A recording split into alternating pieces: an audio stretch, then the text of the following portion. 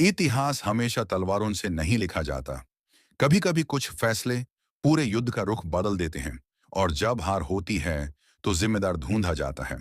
ये कहानी उस युग की है जब राजपूत राजा अपनी स्वतंत्रता के लिए लगातार संघर्ष कर रहे थे।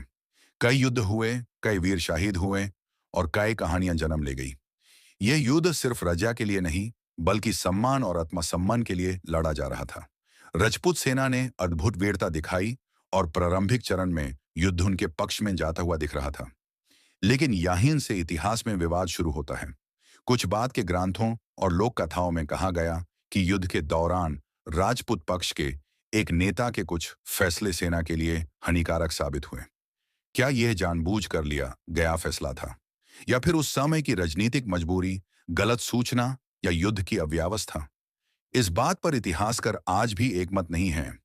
सच ये है कि उस युग के लिखित स्रोत बहुत सीमित हैं। जो इतिहास लिखा गया वो अक्सर विजेताओं के नजरिए से लिखा गया, इसलिए कई बार हार का पूरा बोझ एक ही व्यक्ति पर डाल दिया गया।